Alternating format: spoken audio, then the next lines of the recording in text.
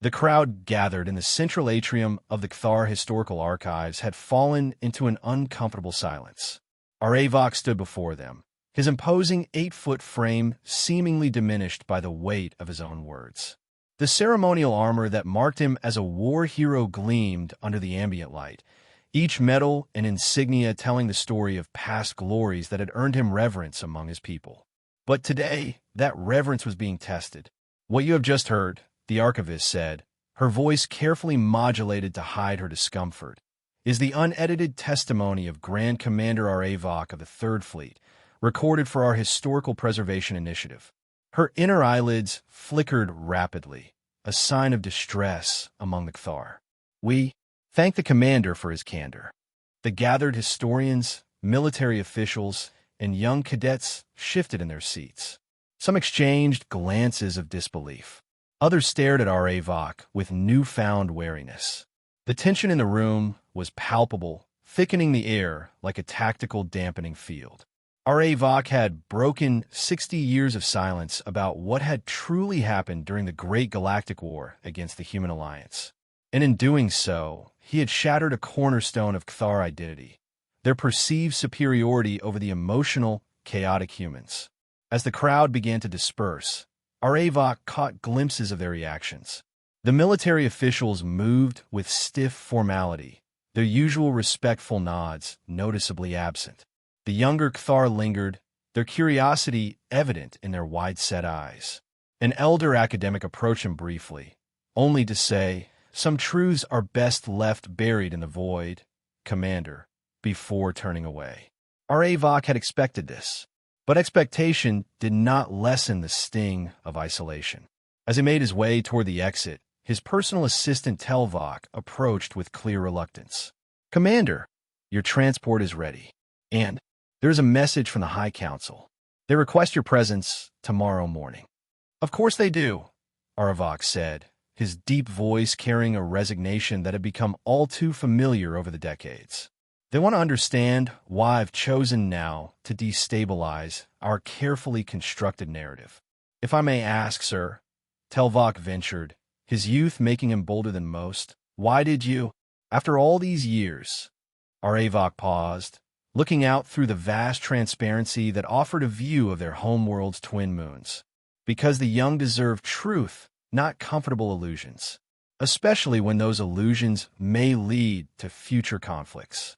As his transport carried him back to his isolated dwelling in the mountains, Aravok reflected on how it had come to this. How he, once the most decorated warrior of the Cthar Dominion, had become the bearer of an unwelcome truth that threatened to redefine his species' understanding of their place in the galaxy, and more specifically, their understanding of humanity. The nightmares had come again the previous night, as they always did on the anniversary of the Battle of Proxima Centauri. Aravok had awoken drenched in cooling fluid, his heart's racing in desynchronized panic. In his dreams, he was always back there, watching as the seemingly fragile human ships, outmatched and outgunned, charged directly into the Cthar formation with a ferocity that defied all strategic logic. He had tried meditation to banish these recurring visions. He had undergone memory realignment therapy. He had even volunteered for extended isolation duty on the Outer Rim, hoping that distance might dull the intensity of his recollections. Nothing had worked. As leader of the Cthar Third Fleet, Aravok had been responsible for analyzing human military capabilities and predicting their responses. His assessments had been precise, meticulously calculated, and, as the war progressed, increasingly catastrophically wrong. When the Historical Archives Commission had approached him about providing an uncensored account of his wartime experiences, his first instinct had been immediate refusal. The official history served the Cthar well. It characterized the conflict as a regrettable but necessary action against an unpredictable species, one that had ended in a stalemate followed by a negotiated peace. It maintained the dignity of both sides while quietly reinforcing the narrative of Cthar superiority. The truth was far messier. Aravok had initially declined the commission's request.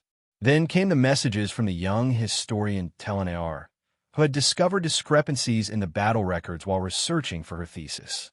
Her pointed questions revealed that she had already begun to assemble a picture that diverged from the official account. Others would eventually follow the same path. And then there was the upcoming centennial commemoration of first contact with humans. Diplomatic relations had stabilized over the decades, but they remained formal and distant. The Kthar leadership was considering new initiatives for closer cooperation based on their fundamental misunderstanding of human nature, the same misunderstanding that had nearly led to their downfall during the war. These factors combined had finally overcome Arevok's reluctance.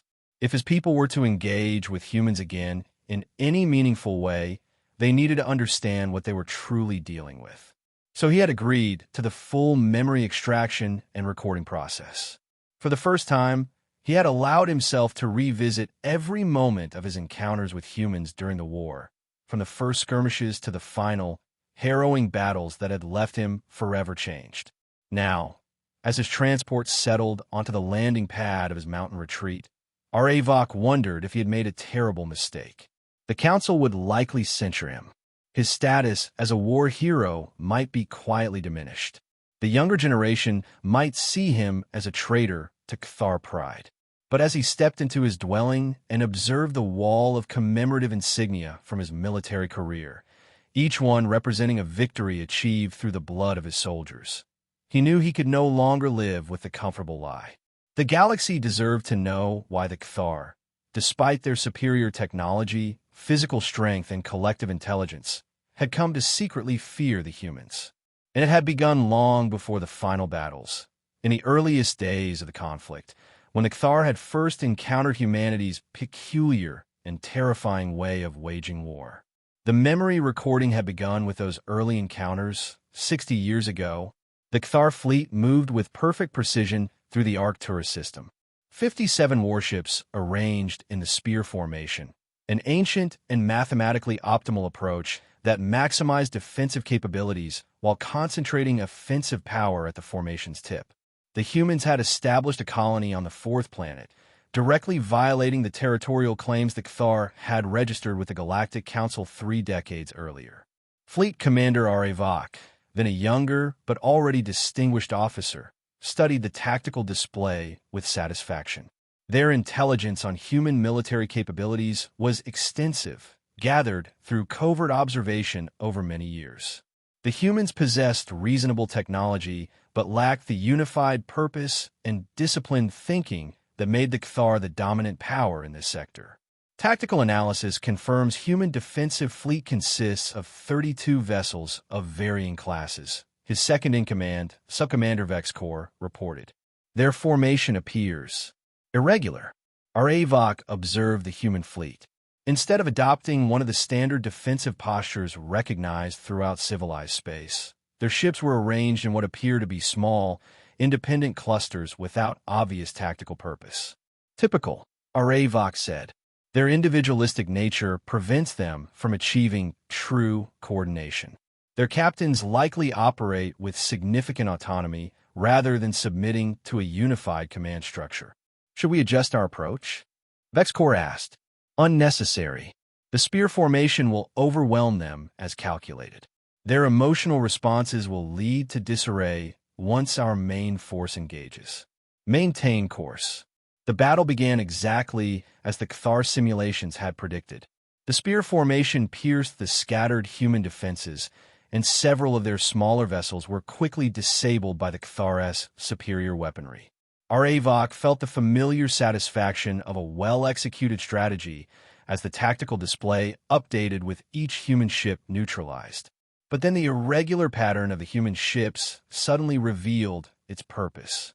Commander, Vexcor's voice carried unusual urgency.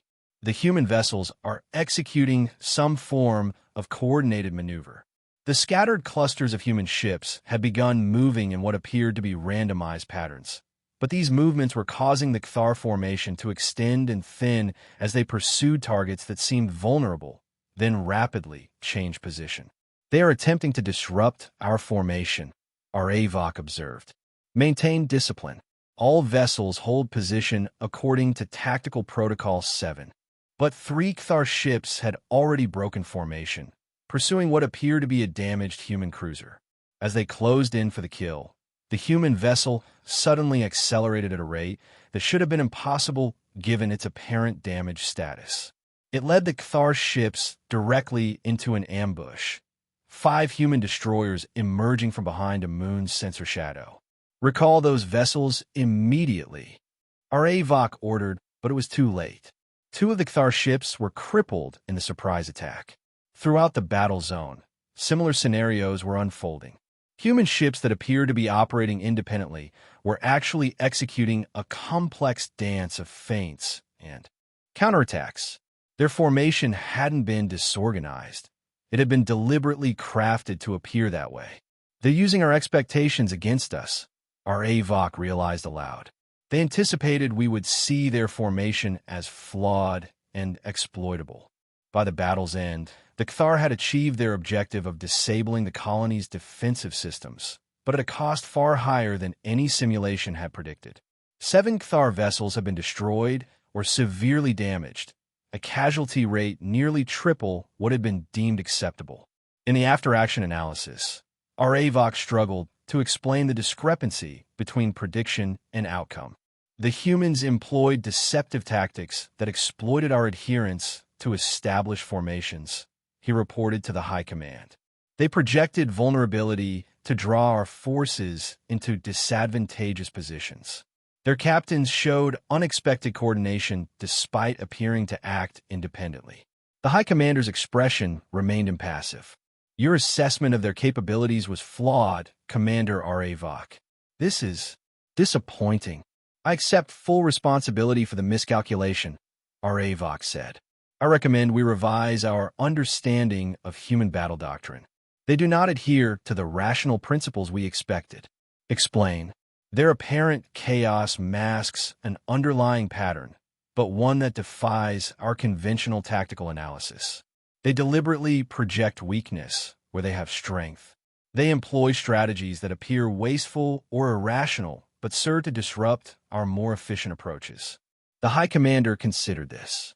"You believe their unpredictability is deliberate?" "Yes, and potentially more dangerous than we initially assessed." "Adapt your approach, Commander. The Council requires that this conflict be resolved quickly and decisively. These humans have expanded too far, too quickly.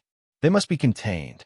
Vok bowed his head in acknowledgement, but as he left the High Command chamber, an unusual sensation had begun to form in his consciousness, a faint disquiet that would, over the coming months, evolve into something the Cathar rarely experienced: doubt. As the war expanded from isolated skirmishes to coordinated campaigns, Vok encountered more inexplicable human behaviors that defied the Cathar understanding of rational warfare. In the Battle of Tau Ceti, a small human vessel, already crippled and venting atmosphere, had deliberately collided with a Cathar cruiser. The resulting explosion had disabled the larger ship's propulsion systems, leaving it vulnerable to capture. The Cathar could not comprehend why the human captain had chosen certain death over potential survival as a prisoner. The concept of self-sacrifice for tactical advantage existed in Cathar military doctrine, but only when the mathematical value of the sacrifice clearly outweighed the loss. In this case, the human captain had sacrificed a vessel and crew that could have been recovered and repurposed, an objectively wasteful decision. Yet Vok could not deny the effectiveness of such actions. The disabled Cathar cruiser had contained valuable intelligence that the humans captured intact. The seemingly irrational sacrifice had yielded concrete strategic benefits. Then there was the bewildering incident at Epsilon Indi. A Cathar scouting party had cornered a human scientific outpost on a remote moon. The humans were clearly doomed, outnumbered, outgunned, with no possibility of reinforcement. According to all rational assessment, they should have surrendered to preserve their lives and knowledge. Instead, they fought with increasing ferocity as their situation grew more hopeless. In the final assault, a lone human security officer had held a narrow corridor against Cathar forces for nearly an hour, despite sustaining multiple injuries that should have incapacitated her. Her determined defense had allowed the scientific team to destroy all their research data before the Cathar could secure it. When finally captured, the grievously wounded officer had looked directly at R.A. Vach with an expression he couldn't decipher. Not fear, not resignation, but something more complex. Something that had disturbed him deeply. Ask her why. R.A. Vach had instructed the interrogation team. Why continue fighting when defeat was certain? Why not preserve her life? The human's answer, translated through the neural interface, had been cryptic, because some things are worth dying for, and some things are worth making you pay for in blood, inch by inch. The concept was alien to the Cathar worldview. Their society valued individual life as a component of collective success. Sacrifice was calculated, not emotional. Yet this human, and many others they encountered, seemed to operate on principles that transcended simple survival or even collective benefit. As R.A. Vach accumulated more such experiences, he began to sense a pattern. The human's apparent irrationality was not random, but driven by powerful emotional forces that the Cathar struggled to comprehend. Loyalty, vengeance, hope against hopeless odds, and something the humans called courage, which seemed to involve acting decisively despite full awareness of potentially fatal consequences. These observations led R.A. Vach to revise his tactical approaches repeatedly, but each adaptation was met with new, unexpected human responses. The conflict that the Cathar leadership had expected to resolve within months stretched into years, with mounting casualties on both sides. And then came the pivotal encounter that would forever change R.A. Vach's understanding of humanity and plant the seed of fear that would eventually spread throughout Cathar consciousness. The Proxima Centauri system, home to one of humanity's oldest and most established colony worlds. The Cathar had committed nearly a third of their total military force to this campaign, determined to strike a decisive blow against human expansion. R.A. Vach, now promoted to Grand Commander after his successful adaptation to human tactics in previous engagements, led the primary attack fleet. The battle began with a textbook Cathar envelopment maneuver. Their forces approached from multiple vectors, cutting off potential escape routes while concentrating overwhelming firepower on the human defensive stations. The initial phase proceeded according to projections, with minimal Cathar losses and significant damage to human infrastructure. Primary defensive grid neutralized. Vex Corps, now R.A. Vach's chief strategist, reported. Human fleet is falling back to secondary positions around the main colony. Curious, R.A. Vach noted. Their remaining forces are still substantial.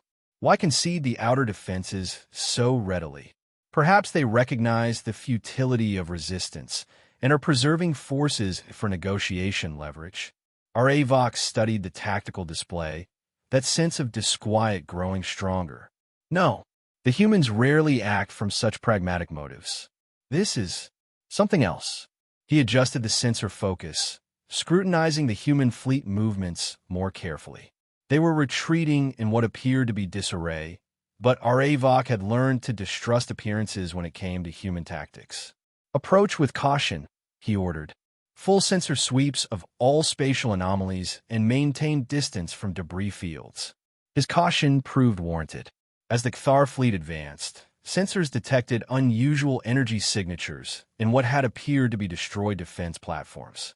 Before they could react, dozens of these seemingly disabled stations suddenly powered up and launched swarms of autonomous attack drones. Evasive maneuvers, R.A. Vach commanded, but the drone swarms were already upon them, targeting propulsion systems and weapons arrays with precision. This was concerning but manageable. The Cathar ships began systematically neutralizing the drones while maintaining their advance toward the colony. But the drone attack had served its purpose. It had slowed the Cathar advance and forced them to adjust their formation. Commander, Vex Corps said urgently, we're detecting unusual movements from the colony's surface. Multiple launches of small craft. Thousands of them. R.A. Vach expanded the tactical display. What he saw defied logic. The humans were evacuating the colony, not in large transport ships, as would be efficient, but in countless small vessels. Everything from personal shuttles to repurposed mining craft. They were scattering in all directions, creating a chaotic exodus that would be impossible to intercept completely. They're abandoning the colony, Vexcor observed. We've won. But Aravok felt no triumph. No, he said slowly. They're ensuring their survival by dispersion. And he froze as a new understanding dawned on him. Pull back the fleet, he ordered suddenly. Maximum emergency thrust. All ships execute dispersal pattern Omega. Commander, Vexcor questioned, startled by the urgency in Aravok's voice.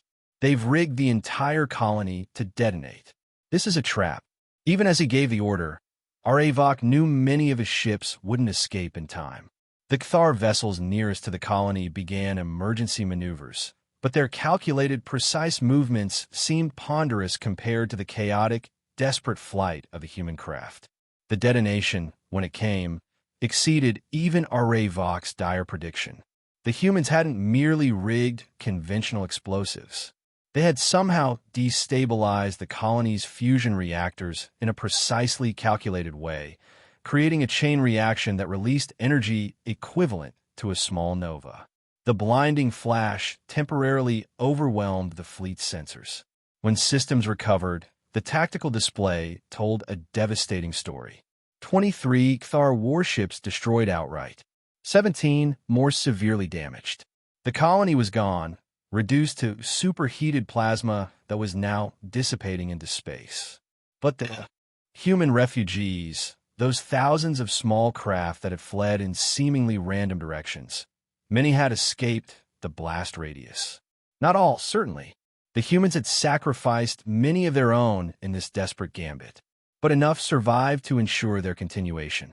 In that moment, as Aravok stared at the sensor readings showing the human craft regrouping at predetermined rendezvous points beyond the system's edge, something fundamental shifted in his understanding.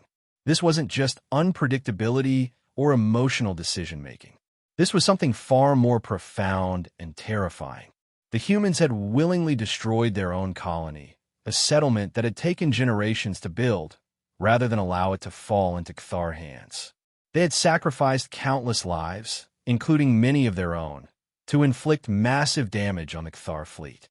And they had executed this plan not in the heat of battle, but with cold premeditation, evacuating just enough of their population to ensure continuity while maximizing the trap's effectiveness. This was not chaos. This was calculation of a different order, one that factored in variables the Cthar had never considered valid in strategic equations: spite, symbolic victory, psychological impact, and a willingness to sacrifice immediate assets for long-term advantage that might not be realized for generations. As his damaged fleet limped away from the Proxima Centauri graveyard, Aravok experienced an emotion that had no direct equivalent in Cthar psychology. The closest translation would be existential dread, the recognition that one faces an adversary who operates according to principles so alien that conventional analysis becomes not merely difficult, but dangerously misleading. The humans didn't think like the Cthar. They didn't value what the Cthar valued, and that made them not merely unpredictable, but fundamentally unknowable through the lens of Cthar logic. For the first time, Aravok felt afraid, not of human weapons or tactics, but of human nature itself. This fear would deepen as the war progressed, and Aravok encountered more examples of human adaptability, tenacity, and what he came to recognize as their most dangerous quality: the ability to draw strength from desperation itself. In the months following the Proxima Centauri disaster, human forces shifted from defensive operations to guerrilla tactics across multiple fronts. They avoided direct confrontation with superior Cthar forces, instead striking at supply lines, isolated outposts, and communication relays. Each attack seemed designed not merely for tactical gain, but to create a psychological impact, to make the Cthar feel vulnerable in space they had previously considered secure. And then came the incident that would haunt Aravok's dreams for decades afterward. The human vessel Intrepid, a mid-sized cruiser that had gained notoriety for its successful raids against Cthar shipping, had finally been cornered by Aravok's task force in the Barnard Star system. After a protracted battle, the human ship was crippled, its engines disabled, and weapons systems largely destroyed. Following standard protocol, Aravok had opened a communication channel to offer surrender terms. The human captain, a scarred veteran named Ariana Torres, had listened to the terms with an expression that our Avok would later recognize as contempt. "I have a counter-proposal," she had said through the translator interface. "You turn your ships around and leave this system, or you'll regret ever having encountered humanity. Your vessel is disabled." Our Avok had responded, puzzled by the illogical demand. "You have no maneuvering capability and minimal weapons functionality. Surrender would preserve the lives of your crew." "Let me tell you something about humans that your kind has never understood, Commander," Torres had said, leaning closer to the communication array. "We don't measure victory solely in resources preserved or territory controlled. Sometimes, victory is ensuring that our defeat costs you so dearly that the very memory of it will haunt your species for generations." Before our Avok could respond, sensors detected a sudden power surge from the human vessel. Not from its weapons systems, but from its engineering section. "Commander," Vexcor had warned, "they're overloading their dark matter containment field." Our Avok had immediately ordered all ships to maximum safe distance, but they were well within the blast radius of what would happen if a dark matter containment field collapsed catastrophically. Such an event would create a temporary rupture in space-time itself, a devastating weapon that was prohibited by all civilized species due to its unpredictable and potentially far-reaching effects. "This is madness," our Avok had transmitted to the human vessel. "You'll destroy yourselves and risk permanent damage to the fabric of space in this sector." Captain Torres's final transmission was accompanied by an expression our Avok would never forget, a smile that contained neither joy nor humor, but a terrible satisfaction. "We studied your people thoroughly, Commander. We know how much the Cathar value predictability, continuity, and control. So we decided to show you the opposite. What happens when humans decide that making a point is worth any cost?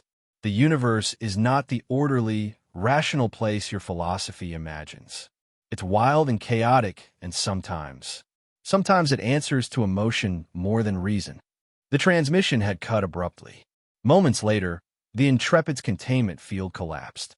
The resulting space-time distortion destroyed not only the human vessel, but 3 Cathar ships that hadn't retreated quickly enough. More significantly, it created a permanent navigational hazard, a micro-singularity that made a portion of the Barnard star system impassable.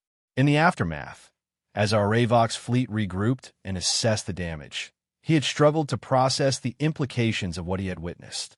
Captain Torres and her crew had chosen not merely to die, but to create a lasting monument to their defiance.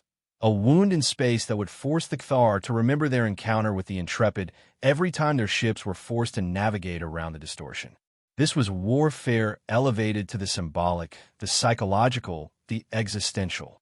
It defied all Cathar understanding of rational conflict resolution. When our Avok submitted his report on the incident, he included an unprecedented recommendation. "We should consider initiating peace negotiations with the Human Alliance. Their approach to warfare includes parameters our strategic models cannot account for, creating unacceptable levels of uncertainty in conflict outcome projections." The High Command had initially rejected his assessment, attributing it to psychological trauma from the encounter. But as similar incidents multiplied across the front, as more Cathar commanders reported human tactics that defied conventional analysis, the leadership began to reconsider. The war had been expected to last months. It had now dragged on for years, with Cathar casualties far exceeding initial projections and territorial gains proving difficult to hold against human insurgency tactics. When armistice negotiations finally began, our Avok had been selected to lead the Cathar delegation. Not because the High Command agreed with his assessment of humanity, but because he had demonstrated the most success in anticipating human actions. The resulting treaty established buffer zones between human and Cathar territory, limited military deployments, and created mechanisms for resolving future disputes through diplomatic channels. Officially, the Cathar presented the outcome as a strategic decision to end a costly conflict with an unpredictable species. The truth, that they had come to fear humanity's capacity for both calculated and emotional extremes, remained unacknowledged in any public forum. Until now, R.A. Vox's recorded testimony, played before the Historical Archives Commission, had laid bare that unspoken truth. He had shared not only the factual events of the war, but his gradual recognition of what made humans truly dangerous. Their unique blend of rational calculation and emotional drive, their ability to act with both cold premeditation and hot-blooded impulse, and their willingness to embrace destruction, even self-destruction, when it served their deeper purposes. As the sun set over the mountains surrounding his isolated home, R.A. Vox gazed at the first stars appearing in the darkening sky. Somewhere out there, human ships were traveling between their worlds, human colonies were expanding, human culture was evolving. The peace had held for decades, but it was a peace built on mutual wariness rather than true understanding. Perhaps his testimony would change that. Perhaps by acknowledging the fear that had shaped Cathar policy toward humans for 60 years, his people could move toward a more honest relationship with their enigmatic neighbors. The chime of his communication console interrupted his thoughts. The caller identification indicated High Counselor Vrexar, the most senior military figure in the current government. Grand Commander R.A. Vox. The counselor began formally when the connection established. The council has reviewed your historical testimony. I expected no less, Counselor. Many feel you have damaged our position relative to the humans. By revealing our uncertainty regarding their nature, you have potentially given them diplomatic advantage. R.A. Vox had anticipated this reaction. With respect, Counselor, the humans already know how we perceive them. They cultivated that perception deliberately during the war. What has changed is that our own people now understand it as well. And you believe this benefits the Dominion? I believe that truth ultimately serves us better than comforting falsehoods, especially when those falsehoods might lead us to miscalculate in future interactions with humanity. The counselor was silent for a moment. The younger generation is particularly interested in your testimony. The Historical Academies report unprecedented access requests for the full recording. They should know what they may someday face, R.A. Vox said. Knowledge is preferable to ignorance, even when that knowledge is discomforting. Another long silence followed before the counselor continued. His tone subtly shifted. There is another matter. The Human Diplomatic Corps has requested a meeting with you.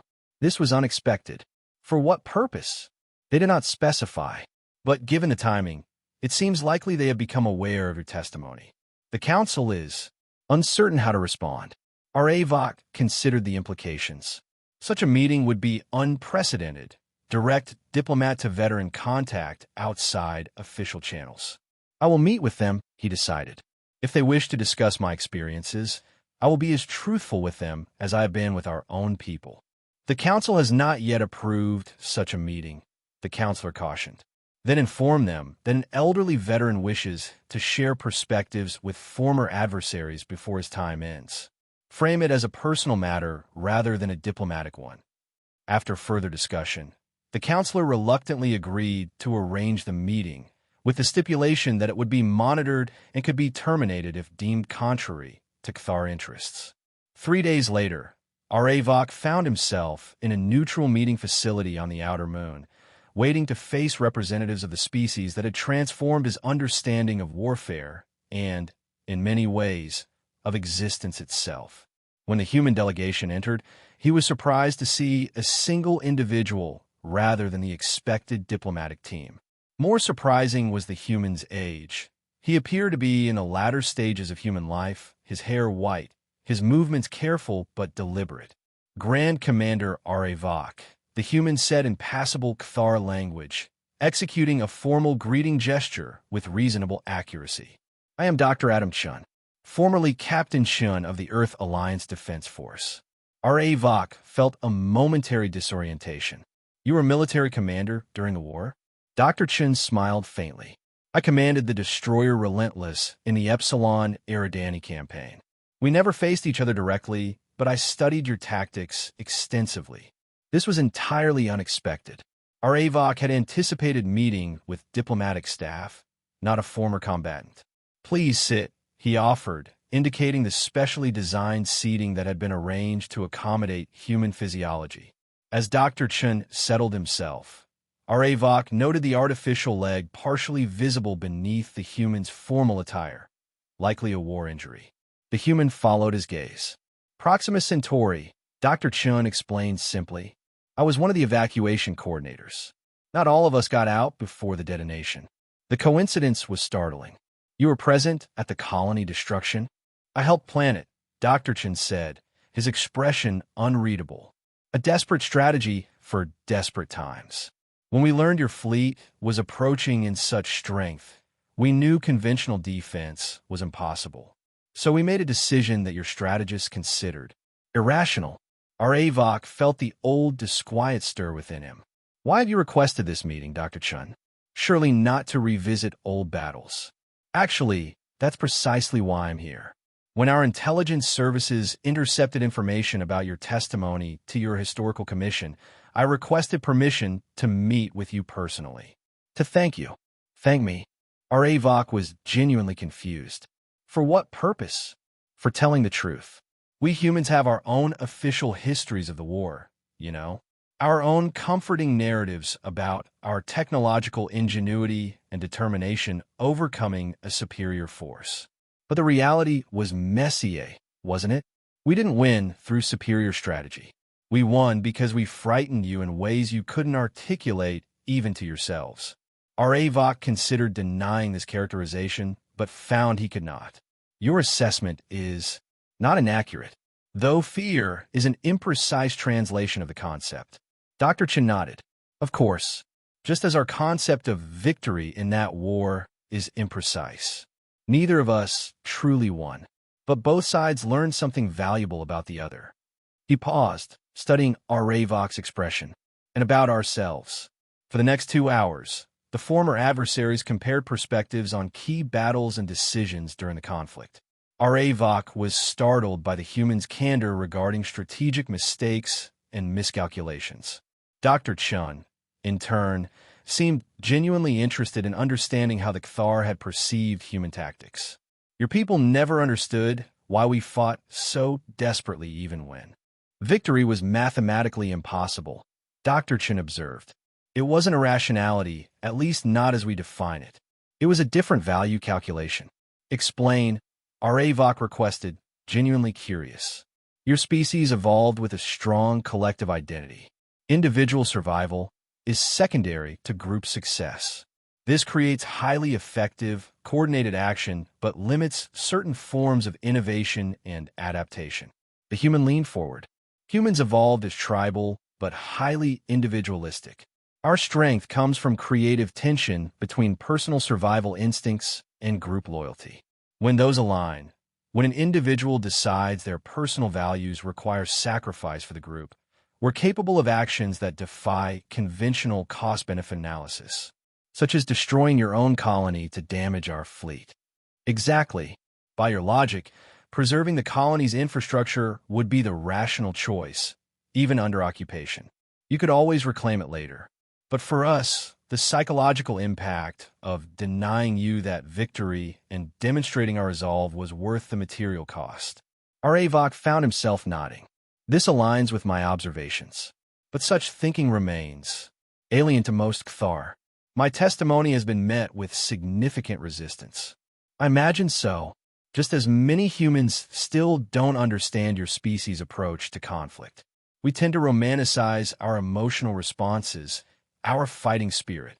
But there's wisdom in your methodical, collective approach, too." As their conversation progressed, Aravok found himself speaking more openly than he had in decades. There was something liberating about discussing these matters with someone who had experienced the same events from the opposite perspective. "There's a question I have carried since the Battle of Barnard Star," Aravok said finally. "The Intrepid and Captain Torres. Was her final action authorized by your command structure, or was it her independent decision?" Dr. Chen's expression grew solemn. "Both, in a way. The tactic, using dark matter containment failure as a weapon, had been theorized but never deployed. Command had authorized it as a last resort option for captains facing certain capture. But the decision to employ it was always left to the individual commander's judgment. This delegation of such a consequential choice to a single individual, it remains difficult for me to comprehend. That's precisely what made it effective against your forces, Dr. Chen said. Your tactical models couldn't account for the possibility because it violated your core assumptions about rational decision-making. Torres knew exactly what she was doing. Not just destroying ships, but creating uncertainty in your entire command structure about what humans might be willing to do. Aravok's inner eyelids flickered rapidly as old memories surfaced. After that incident, I ordered comprehensive psychological assessments of all human prisoners. I was attempting to identify patterns, to create a predictive model of human behavior under extreme circumstances. And what did you find? Dr. Chen asked, genuine curiosity in his voice. Inconsistency, variability that defied categorization. Some humans broke under minimal pressure, while others endured extreme conditions without yielding. Some prioritized personal survival above all else, while others refused cooperation even when it served no practical purpose not to cooperate. Aravok paused, his massive hands spreading in a gesture of confusion. The study concluded that individual human responses could not be reliably predicted without extensive knowledge of their personal history, values, and emotional state, variables too complex to incorporate into battlefield calculations. That unpredictability became our greatest weapon, Dr. Chen acknowledged. But it came at a cost. The same traits that made us formidable in war complicated our efforts to build a lasting peace afterward. Many humans wanted to press our advantage after Proxima Centauri, to continue fighting until we achieved total victory. Why didn't you? This question had troubled our Avok for decades. Dr. Chun smiled faintly. Not all human unpredictability is destructive, Commander.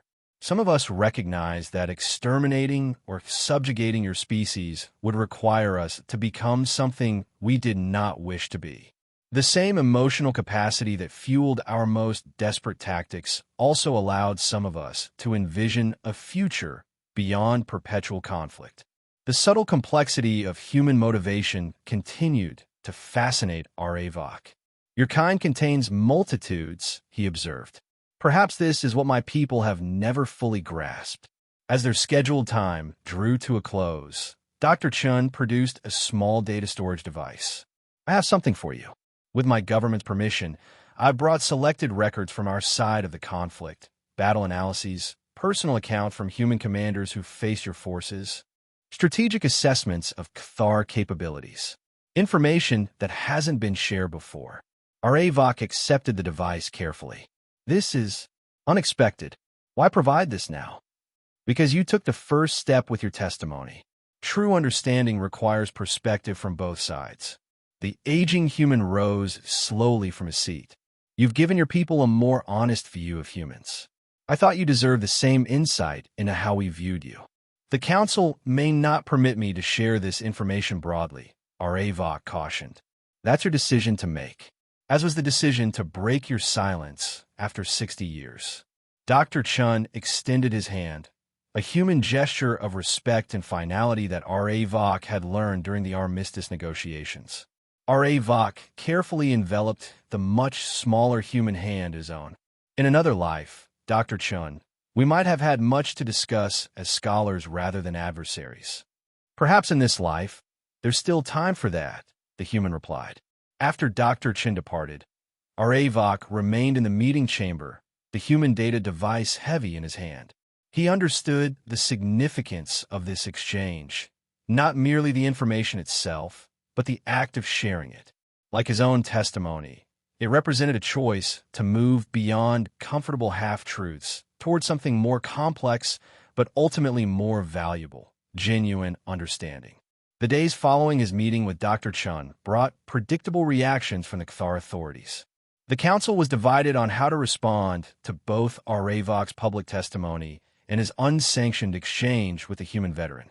Some advocated for suppressing the human records and issuing a formal statement discrediting our Avok's account as the confused recollections of an aging warrior.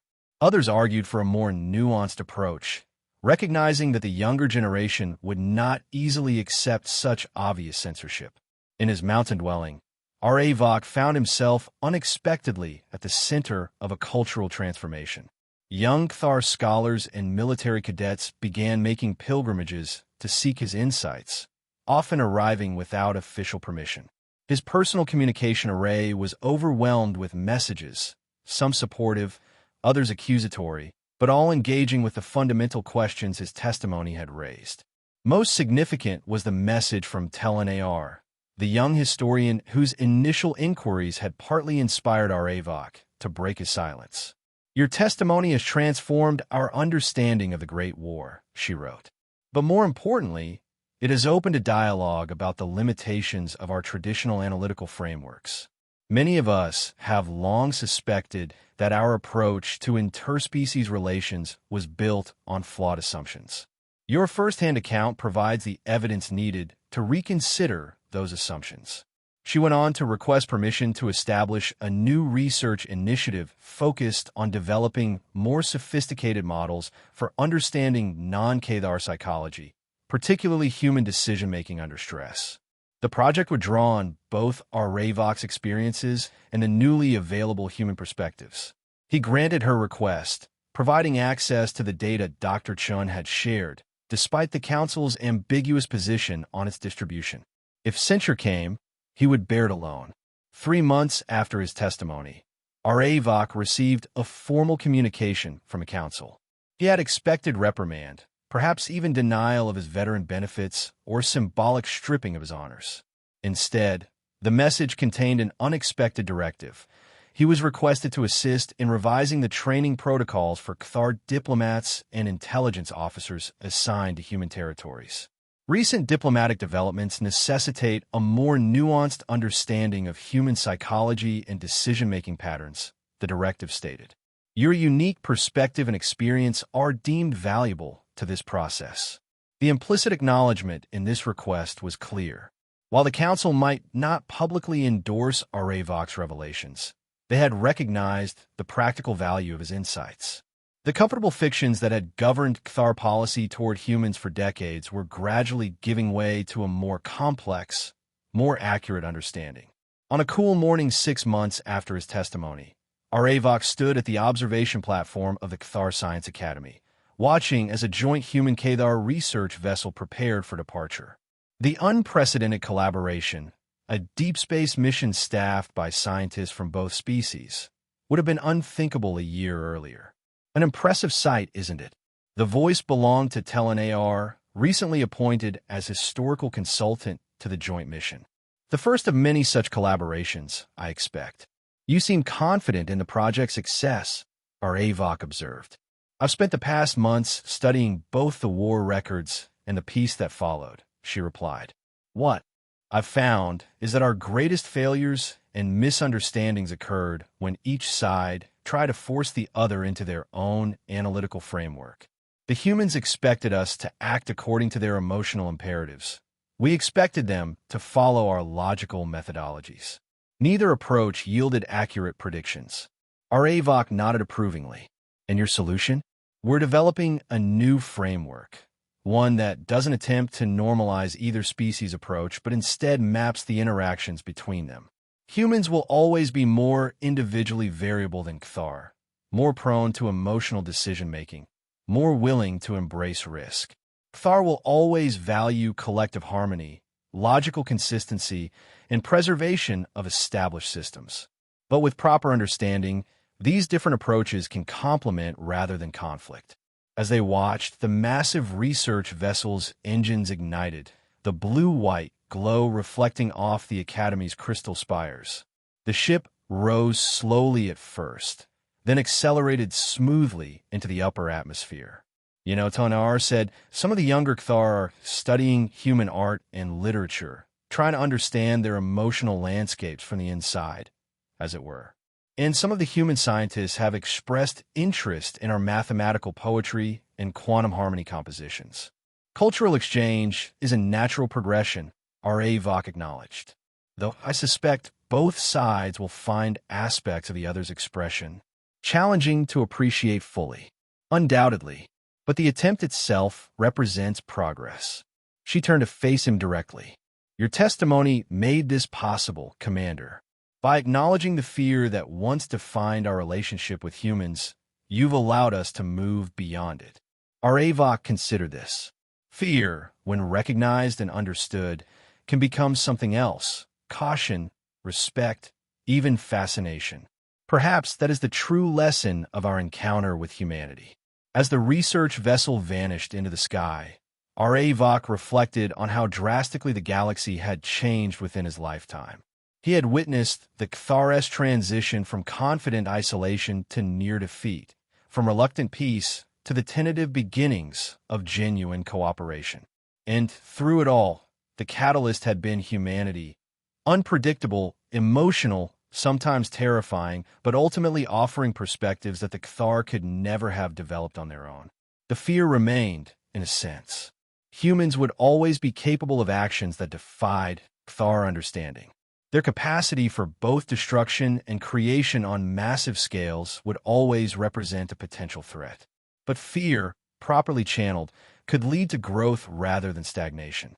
A year after his testimony, our Avok was invited to address the graduating class at the Kthar Military Academy, an honor usually reserved for active commanders or council members. As he stood before the young officers, their expressions a mixture of reverence and uncertainty, he recognized the profound shift his revelations had precipitated. You have studied the tactical maneuvers, the weapon specifications, the logistical challenges of interstellar warfare, he began. These technical aspects are essential. But today, I wish to speak of something more fundamental: understanding. The chamber was silent, hundreds of future commanders absorbing his every word. The greatest threat we faced during the human conflict was not their weapons or their numbers, but our own certainty, our unshakable belief that all sentient behavior must ultimately conform to patterns we could categorize and predict. The humans defied those expectations not because they were irrational, but because their rationality incorporated variables we had dismissed as irrelevant: emotion, individual expression, symbolic victory. He moved slowly across the platform, making eye contact with a young Kthar in the front row. You will encounter many species as you take your post throughout the Dominion and beyond. Some will think much as we do. Others will seem as alien to our understanding as humans once did. Remember this: different is not inferior. Unpredictable is not irrational. What appears as weakness may mask a different kind of strength. He paused, considering how much had changed since his own graduation ceremony nearly a century earlier, when the Kthar view of the galaxy had been so much simpler and, in retrospect, so dangerously limited. I do not tell you this to diminish your confidence or undermine your training. Rather, I offer it as an additional tool in your arsenal. The awareness that true security comes not from assuming superiority, but from the humble recognition of what we do not yet understand. After the ceremony, as our Avok prepared to return to his mountain home, he was approached by the Academy's commandant. An unconventional address, the commandant observed. There was a time when such perspective might have been considered disruptive to proper military discipline. And now, our Avok asked, now, it is considered essential knowledge. The Council has formally incorporated your testimony into the advanced training curriculum. The next generation of Kthar leaders will understand humans far better than we did. Our Avok acknowledged this with a gesture of respect. Understanding does not eliminate risk. Humans remain capable of actions we would find unthinkable. True, the Commandant agreed. But fear based on knowledge is far more useful than fear based on ignorance. The former leads to appropriate caution, the latter to either paralysis or overreaction. As his transport lifted off from the Academy grounds, our Avok gazed down at the sprawling complex where generation after generation of Kthar military leaders had been trained. The structures were unchanged, the training fields and simulation chambers, just as he remembered from his youth. But the minds being shaped within those structures would develop a perspective his generation had lacked, a recognition that the galaxy contained intelligences that operated according to principles beyond Kthar experience, and that survival required not just strength but understanding. On the journey home, he accessed his personal data terminal and found a new message from Dr. Chun. The human had attached historical records from Earth's pre-space era, accounts of human conflicts with other human factions that illustrated the same patterns that had so confounded the Cathar during the Interstellar War. Thought these might interest you, Dr. Chun had written. We've been confusing ourselves with our own contradictions long before we encountered your people. Perhaps that's why we adapted to interspecies conflict more readily. We've had millennia of practice dealing with alien thinking among our own kind. The message concluded with an invitation. Dr. Chun was planning to visit the Cathar homeworld as part of a cultural exchange program and hoped they might continue their discussions in person. Aravok sent his acceptance immediately. Despite their vastly different physiologies, lifespans, and cognitive patterns, he had come to value the human's perspective, not despite their differences, but because of them. Each conversation revealed new aspects of both human and Cathar thinking that he might never have recognized on his own. As his transport approached his mountain dwelling, the twin moons now rising over the eastern peaks, Aravok reflected on the strange path his life had taken. He had begun his career certain of Cathar superiority, had experienced the shock of that certainty's collapse, had carried the burden of unspoken truth for decades, and had finally found unexpected purpose in sharing that truth with his people. The fear he had first experienced at Proxima Centauri had never fully disappeared. Perhaps it never would. But it had transformed from a source of shame and isolation into something constructive, a catalyst for greater understanding, a foundation for a more honest relationship between species who might otherwise have remained locked in mutual incomprehension. From his balcony that evening, watching distant lights of spacecraft moving across the darkening sky, Aravok contemplated the future. Among those lights were vessels carrying humans and Cathar together into the unknown, not as conquerors or adversaries, but as explorers combining complementary strengths. He would not live to see where that exploration ultimately led, but he had helped create the conditions for its success by doing something that had once seemed unthinkable to a Cathar military commander: admitting fear, embracing uncertainty, and recognizing the value and perspectives that defied his own understanding. The galaxy was larger, stranger, and more wondrous than the Cathar had ever imagined in their logical calculations. And humanity, with all its contradictions and complexities, had been the key that unlocked that recognition. As night fell fully over the mountains, Aravok sent a final message to Teleanor, who was preparing for her own role in the expanding cooperation between their species. The humans have a concept they call creative destruction, he wrote. The idea that sometimes old structures must fall for new growth to emerge. Perhaps that is what my testimony has accomplished, the necessary collapse of comfortable illusions to make way for a more complex but ultimately stronger understanding. He added, the humans also speak of necessary truths, realities that may be uncomfortable but must be confronted. The truth I shared was this: we feared humans not for their weapons or their numbers, but for their fundamental nature, their unpredictability, their emotional depth, their willingness to embrace apparent contradiction. That fear nearly led us to destruction when we refused to acknowledge it. Yet when finally faced honestly, it has led instead to growth. In the decades that followed, as Aravok's physical strength gradually diminished, his influence only grew. The veterans who had initially rejected his account began, one by one, to add their own testimonies, confirming and expanding on his observations. The scholars who had been inspired by his revelations developed new diplomatic and strategic frameworks that transformed the Cathar approach to interspecies relations throughout the galaxy. And on the rare occasions when tensions rose between humans and Cathar, when misunderstandings threatened to escalate into conflict, the legacy of his testimony served as a restraining influence on both sides, a reminder that fear acknowledged and understood could become the foundation of respect, and that differences embraced could lead to strengths neither species could achieve alone. No one feared humans as the Cathar once had, with that mixture of incomprehension and dread that had nearly led to mutual destruction. Instead, They approached humanity with informed caution, genuine curiosity, and the recognition that in the vast diversity of galactic life, even the most alien perspectives contained their own forms of wisdom. That transformation had begun with one aging warrior who had chosen truth over comfort, understanding over illusion, and in doing so, had helped forge a path toward a future neither species could have achieved alone.